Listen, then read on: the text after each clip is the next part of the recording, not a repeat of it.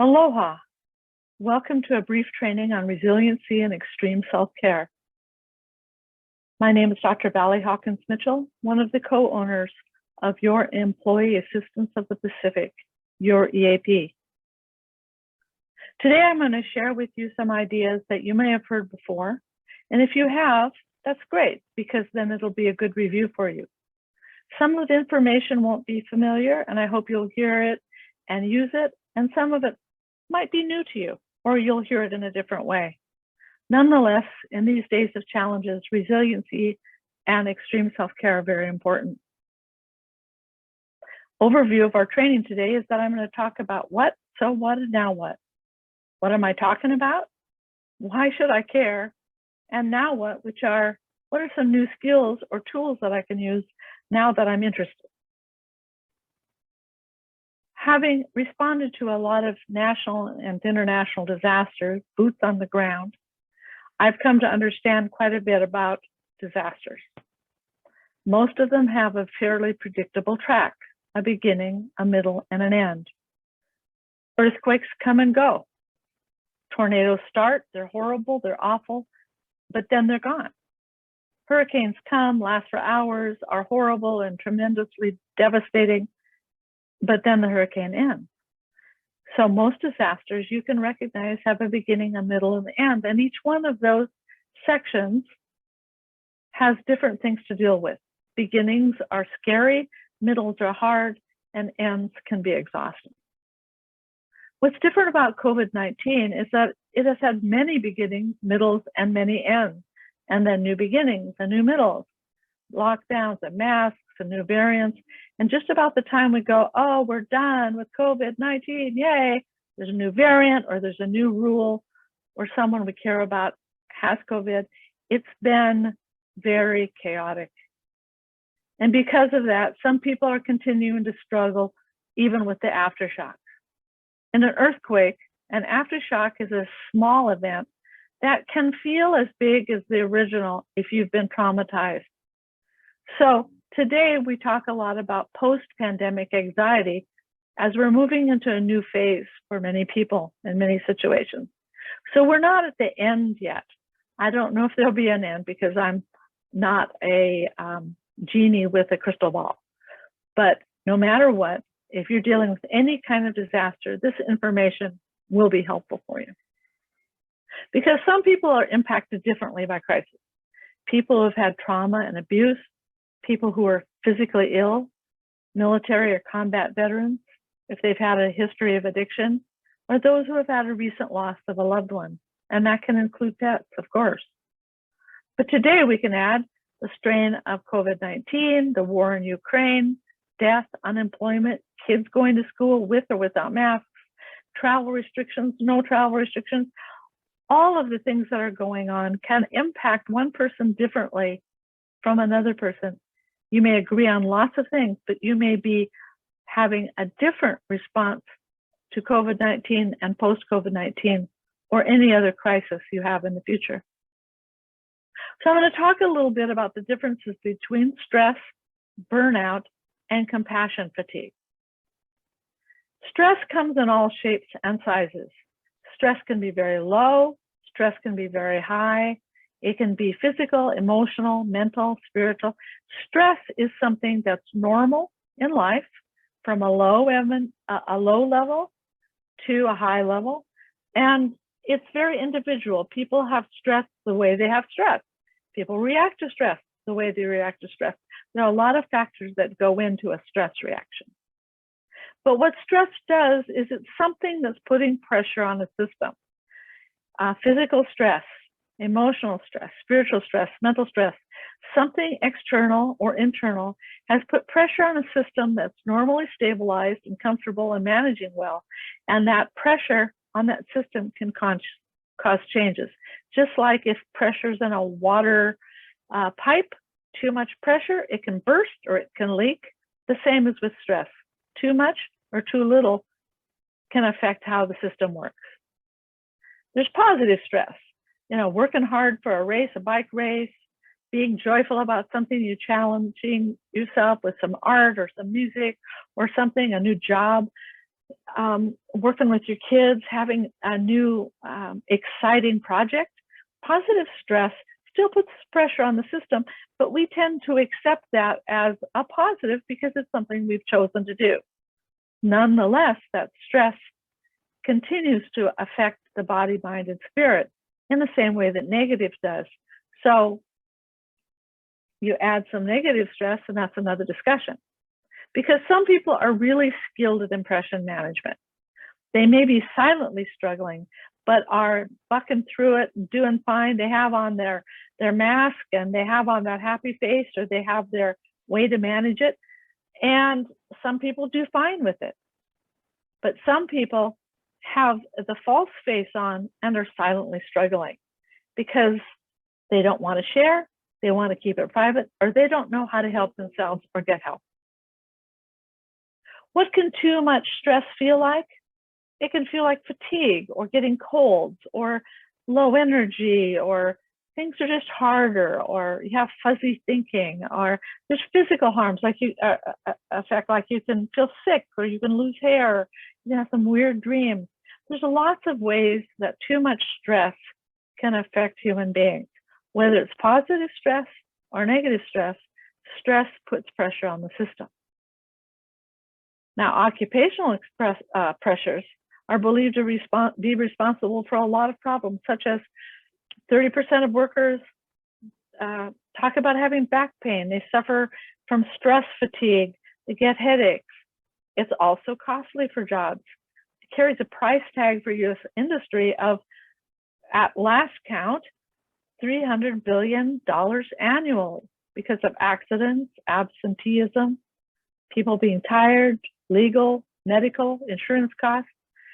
Stress can affect the system of the body. It can affect the system of a company. It can affect families. It can affect neighborhoods, communities, and even countries. Stress is responsible for a lot of pain and suffering. It can also be a real plus for creative design, creative production.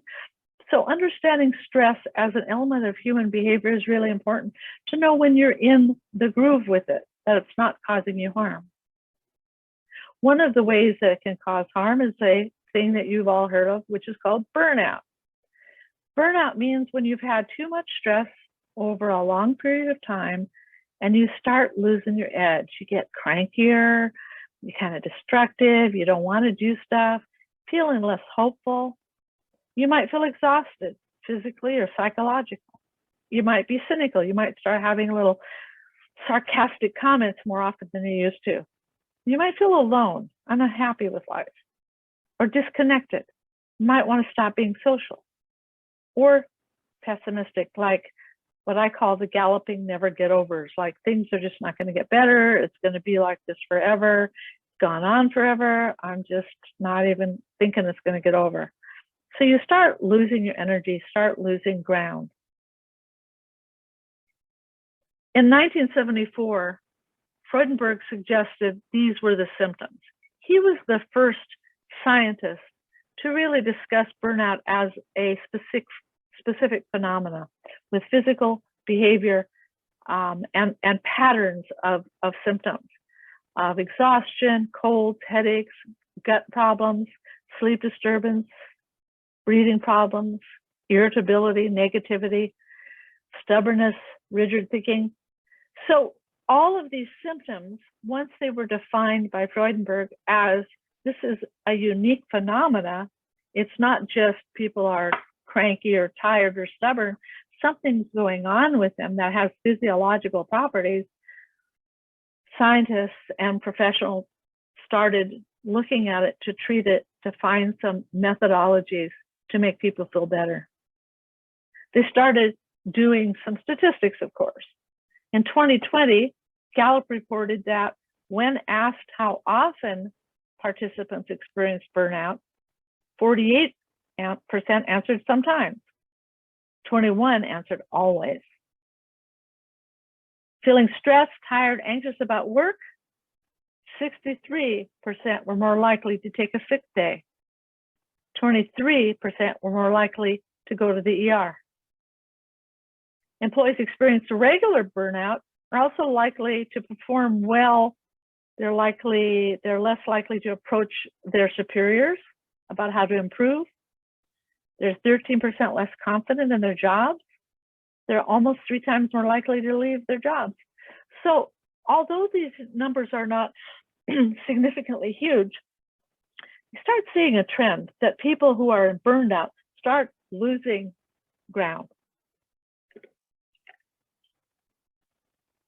Some of the stages of burnout that are traditionally considered are first the honeymoon stage, the balancing act, chronic symptoms, the crisis stage, and enmeshment.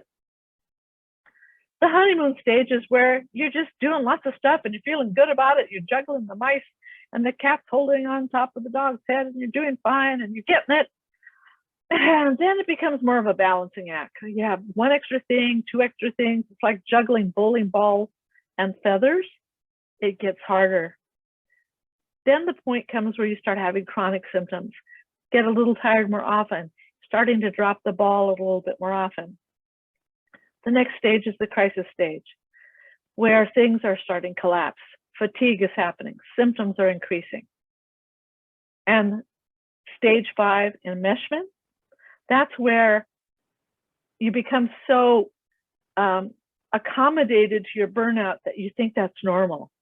And you're feeling bad all the time, but you can't see a way out. You might want to quit your job. You're looking for an escape because you don't necessarily even know why you're so fatigued or upset. You might be able to, blame a kid or a spouse or a job thing, but the accumulation of all of the things that you've been doing have basically created this enmeshment or overwhelm that you can't just stop. It becomes almost a part of you. And that's a troubled place. People in helping professions say, well, I'm just burned out. Or they say, I have compassion fatigue. Well, what's the difference? Compassion fatigue is different than burnout. Professionals who experience compassion fatigue is due to they have constantly re-exposure to the trauma and stress of a particular event or a particular clientele or a particular venue. For example, people who work at a particular disaster for a long time can get compassion fatigue, which is different than burnout. It doesn't take as long. When I worked at the World Trade Center, counselors were only allowed to be there for 10 days, to do the hard work for 10 days, because they knew after 10 days they would get compassion fatigue because the needs were so different. Where burnout is a feeling of exhaustion from poorly managed stress, compassion fatigue is marked by more of an indifference to charitable appeals on behalf of their clients. For example, where burnout, someone asks you to once more help them, you're going to feel tired. With compassion fatigue, you're just not going to care about them. It's like your compassion disappears. You don't have any more energy to be kind. It's just too hard because whatever's been going on has happened too many times, too often. There's been too large a number of the same appeal for help. So it burns you out in a very specific way. Where someone who's burned out can still have compassion, someone with compassion fatigue starts losing their compassion for themselves and other people. So compassion fatigue, when I think about energy, it's basically a draining of emotional energy for those of us who deal with other people's pain. And it's interesting that it kind of is progressive and sneaks up on people. Often we tend to call that, oh, I'm burned out, but it has kind of a different flavor, a different texture to it. So if you're a person who deals with other people's pain, I want you to think about the difference between burnout and compassion fatigue so that you know that you can create or find a resource, an intervention that will fit what's really going on with you. But in some ways, fatigue is fatigue because fatigue is exhausting. Everywhere now, people are tired. People have been fighting the emotional erosion of the pandemic for a long time, and it's real, and it's been real for a number of months. National Safety Council, professionals in the field of psychology and mental health have recognized the real and challenging difficulty of pandemic fatigue at home and the workplace. So what they have decided or suggested or encouraged people to consider is an approach to the pandemic fatigue, which is called a bounded optimism, or the Stockdale paradox. U.S. Navy Vice Admiral James Stockdale was a prisoner in Vietnam, tasked to communicate to his fellow prisoners a sense of hope in a very difficult situation. They discovered that those who thought, oh, we're going to be home by Christmas, we're going to be fine, didn't do as well mentally and emotionally over the long haul as those who understood and comprehended and adjusted to the fact that they really didn't know how long things were going to last, that it might take a lot longer. So what happened was, being in a state of bounded optimism is that you have inspiration and hope, but it's tempered by reality. And the same is true with a disaster, and probably especially right now, COVID. We don't know what's next. We don't know what's around the corner, but right now it looks better. We're hopeful. We have some optimism. Things seem to be opening up. We seem to be safer. The numbers are down. So let's hope for that. At the other hand, a global pandemic is still a global pandemic, and because it's new to most of us, we don't know what's around the corner, so let's be real about it. So the practice of bounded optimism is you go between two, you don't land on either two extremes of happy, happy, happy, happy, I'm fine, I'm fine, I'm fine, all is well, happy face, or oh, we're still in COVID, life is hell. So it's not happy face and it's not Eeyore. And it's not putting on the false face of fake optimism. It's the middle ground. It's bounded on both sides by reality. This 5 minutes, I'm doing well. Right now, it's a good day. Right now, it's not that good a day. Tomorrow is a different day. Let's see what's going on tomorrow. Let's be aware of the possibilities. Let's not be stupid. Let's not do anything crazy. And let's really pay attention, let's be alert, and stay in the middle with bounded optimism to get through the long haul. Because the value-added thinking and behaviors that increase potential for positive outcomes are, in a sense, more like a marathon than a sprint. For the long haul of whatever happens, if there's a beginning, a middle, and end, you want to have great resiliency skills, and you want to have a sustainable set of self-care practices. So let's start with resiliency. Resiliency is a learned set of behaviors, thoughts, and actions that can increase over time.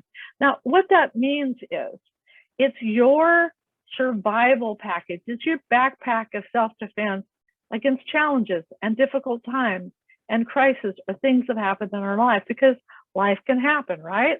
Life can be a challenge, and you need a backup system of resiliency to get through some difficult times. The good news about resiliency is it's something you can learn. It's not something that some magical people have. It's something that you learn over time. You can learn skills to evolve and increase your own personal resiliency so that whatever comes around the corner, whatever ups or downs in your life happen, you will have an underpinning, you will have some reserve to deal with it. What resiliency is not, it doesn't necessarily mean you bounce back to your original shape. For example, if you have lost your house, or if you lost someone to death, or you've been in a crisis, things might never come back to their original shape, but it does mean you'll move forward to the new now with new meaning, new strength, new understanding. Resiliency isn't a contest either. It's not something that some people have. They're not special people who are resilient. They're people that have learned some skills. Resiliency also doesn't mean you don't feel pain, grief, or anguish.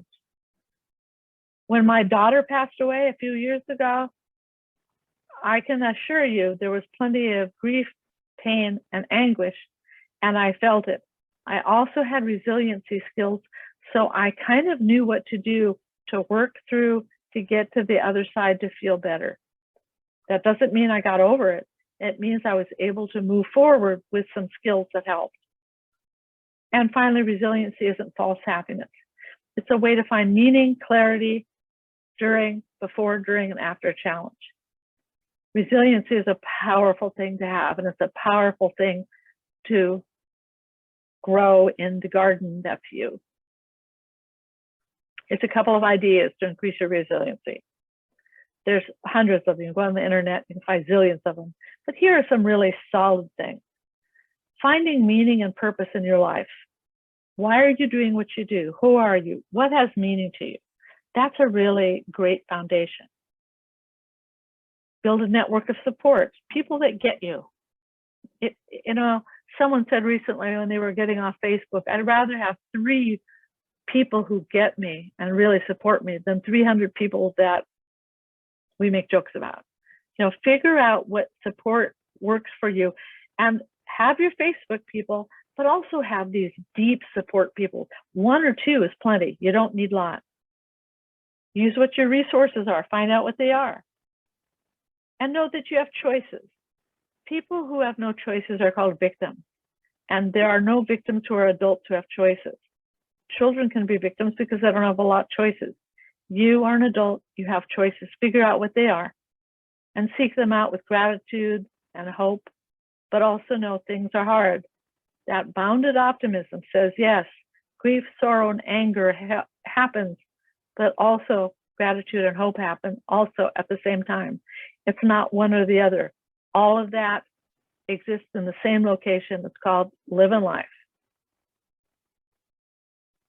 Consider your challenges, but don't provide negative emotional real estate. That's kind of the best phrase I think about bounded optimism is things are horrible. I'm suffering. I'm in grief. I'm a mess, but I'm not planning on staying here and moving my furniture into this real estate. I'm going to talk now about self-care. Obviously, during a pandemic, well, generally in life, self-care is not a recreational luxury. We have to learn to take care of ourselves more than ever as we get older, physically, emotionally, mentally, and spiritually, whatever that means to you. It's not a recreation. Self-care is essential for well-being. So the trick is to match your self-care practice to your stress numbers. For example, if you have a stressor that's a 3, it's not too bad, it's just kind of an annoyance. You don't need to apply a 10 to it. In other words, you don't need to call your counselor and take medications and take a 7-week vacation and leave your job over a 3. On the other hand, a 3 needs something like, some deep breaths and some meditation, maybe a call to a friend. What about 7s? Maybe you need a 12-step program. Maybe you need to take a day off. And what about 10s? 10s, maybe you need professional support or really strong resource. So the way that you match your self-care practice to your 0s to 10s is to know yourself. Pay attention. How are you doing today? Are you at a 1 or a 2? A lot of times I teach a self-care training, and I talk about grief. If you know your grief level, what your 10 is, well, then you know what your 3 or your 4 is. As I mentioned, when my daughter died, that was a 10, of course. I know what a 10 feels like. So because of that, I have a great bar to measure what a 10 is and what a 10 isn't. And when something else happens, I can check in and I go, oh no, this is only a 4, or this is a 6, or this is a 2, or this isn't even bothered, this is a 0. Now I lost my pen. Oh, bummer. That's a 1 or a 2 until I found my pen. So understanding yourself, meditating on yourself, becoming aware and meaningful in your own life allows you to match your self-care practice to what's going on in your life. So during a pandemic or during a disaster, it's important to understand the difference between your regular self-care practice and what I call an extreme self-care practice. The difference of an extreme or regular self-care practice is self-care at the extreme level considers the big picture and continues to add more to a sustainable practice over time. For example, young people, if all they've ever had in their life is a hangnail, that's their 10 and the worst thing that has ever happened to them. And I have complete empathy for that because that's a hard day for them. Now, I'm guessing that won't be the worst thing that ever happens to them in their life. But at that moment, what I like to do is say, okay, this is a 10 for you. Let's find a 10 practice that will help you get through this hard thing. So a sustainable practice is you understand what's going on with you in the moment and then match your practice over time to that. Example that I can share from a personal world. Yes, I have shared that my daughter died. But what I didn't tell you is that 3 weeks later, my mother died, suddenly, unexpectedly. So my 10 moved not to a 20, but it moved to a new 10. And so I had to find a sustainable practice to manage that level of a personal disaster. So I had to think about how to do it. I had to feel it to heal it. So it's a combination of knowing myself, knowing what's available, how to get help, and then just riding through, surfing the waves of your grief, surfing the waves of your feelings until the water calms down and not falling off your surfboard. Because extreme self-care means you have to go deeper. You have to do more. But what more doesn't mean is more difficult, more expensive, more fancy, or more time involved. If I add 1% more to more, it equals more. For example, if I have 10 French fries and I add one more French fries, that's more French fries. And that's light, that's plenty. So what does extreme self-care mean if you already have a great self-care practice? It means you add 1% more to your current self-care practice.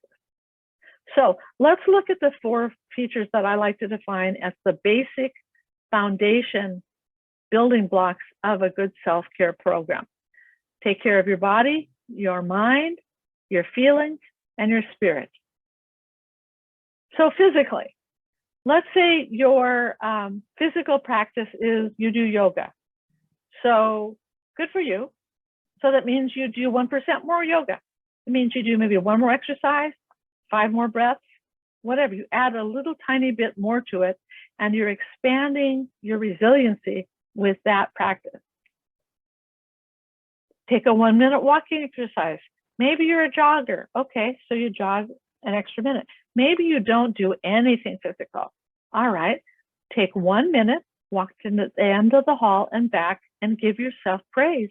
Say, I just added a 1% addition to my physical well-being. Look out the window for a minute.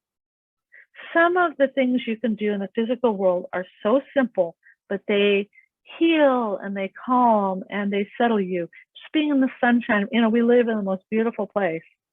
Just go outside for 1 minute and your body will say, oh yeah, thank you. See, that 1%, if you do something that you'd normally do and add just a little bit more until you're adding more and more and you're having a better and better resiliency response. Mentally or cognitive, use your brain. Now, here's the fun part about use your brain. Of course, you can take a class, you can write and journal, expand your horizons, learn how to speak Lithuanian. Or let's say you're a person who only reads People magazine after work. Okay, cool. Once in a while, watch the Discovery Channel and learn about antelopes or something fun. Now, if you're a person that's really serious, you should definitely pick up a People magazine and find out about the Oscars. You know, in other words, mental and cognitive challenges, adding 1% doesn't have to be something hard, doesn't have to be something difficult. It just means push it a little bit more, a tiny bit more, so you're like elastic band, increasing your capacity. Emotionally, if you know your own emotional temperature, manage it better, know it better. For example, if you're a person that gets angry easy, Okay, maybe you have to manage your calm down stuff. And if you're a person that's always happy, maybe you need to learn to speak up a little bit to voice your emotions, to tell people, I really don't like this. So no matter who you are, you can find a way to know your emotional temperature so you can flex with it and move it and exploit it for your own healing. For example, I have a pretty high level of whimsical. I'm kind of a silly person. So I can add a little bit of silliness and that helps. Or if I'm in a serious situation, I can tone down my silliness to be more appropriate. So I have flexibility there. I know myself well enough to know I have a capacity to deal with my own emotional whimsiness.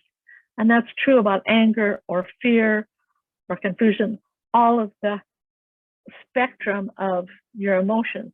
You can have some emotional capacity to deal with that, a better percentage. Spiritually, whatever your deal is, lean deeper into it. Your personal spiritual practices or whatever you do or think about with intention and mindfulness. If you're an agnostic, be the best in the world. If you're an atheist, be really cool about it. If you have a spiritual practice, practice it a little bit more. You know, it doesn't really matter.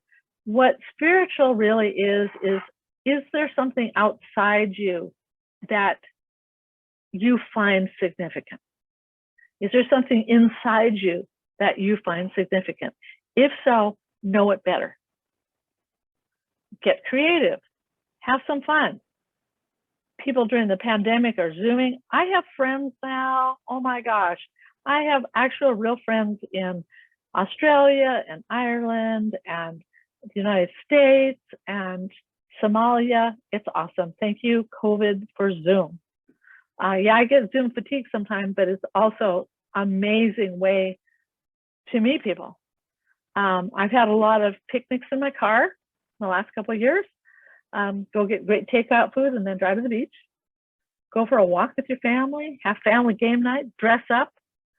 When my kids were little and they didn't want to help me clean up the house, we would get costumes on and then they thought it was fun. In other words, get creative, add 1% creativity to your world and make it some fun. Among other things, other credentials I have, I'm an art therapist. And so art making is always part of my stress management. Regardless of artistic experience or talent, just do some stuff. Take a piece of paper and doodle, dance, sing in the car, color, get those color books, cut out snowflakes. You know, as an art therapist, I think art making is never for anybody else but yourself. Yeah, there are a few people that show their work, but the majority of art people don't. So take 1% of that little part of you that wants to color or doodle or paint and just do it.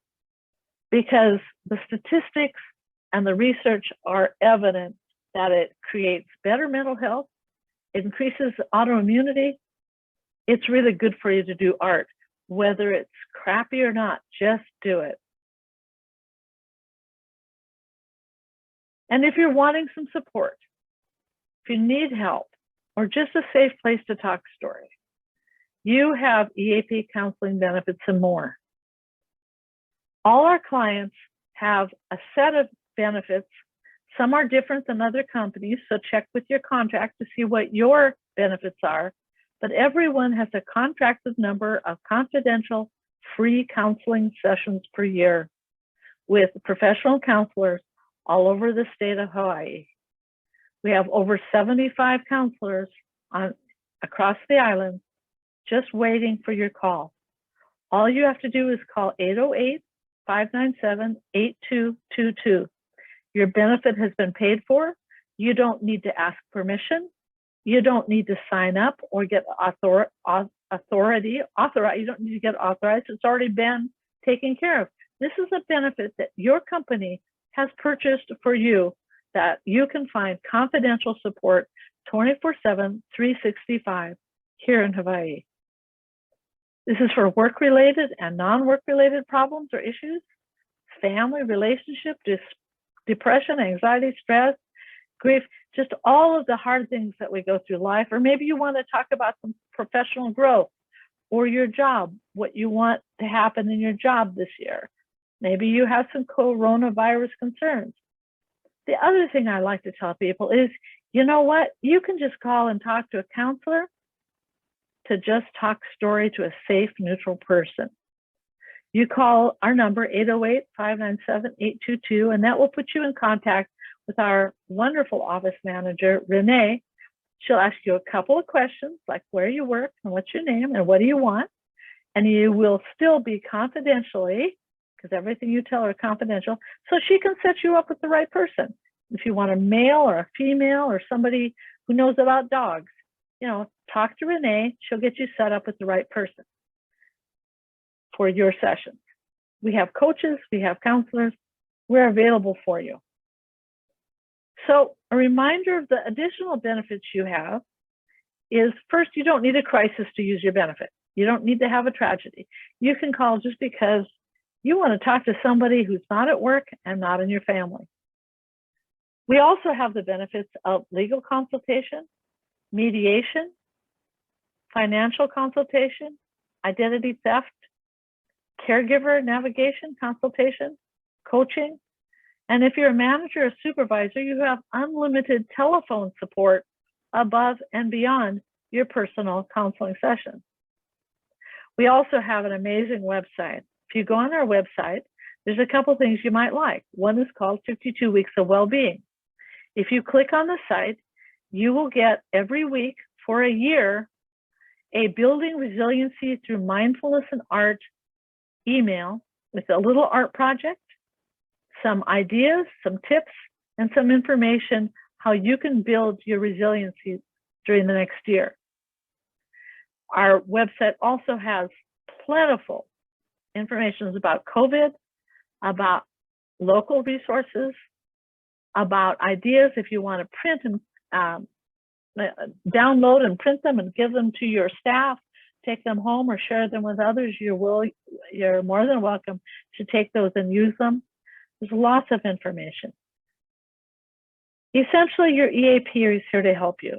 I don't have to give a commercial because it's something you've already got. You don't have to pay for it. It's free, it's confidential. All you have to do is use it. And that's one of the main things about resiliency and extreme self-care. When you need support, reach out for it. COVID-19 has been hard. It's harder for some than others. And one of the things that we've noticed is that the very positive ideas that some people who never would have thought they wanted or needed help or support have reached out to us and used our services because they've discovered they're easy, they're free, they're private, and it's just a safe place to hang out with someone, to talk story with, or to get some ideas or feedback with. So use your resources and evolve your resiliency, step your self-care practices from regular to extreme. And I just wish you all well, stay safe, and we're here for you 24/7. Take care in the meantime. Aloha and mahalo.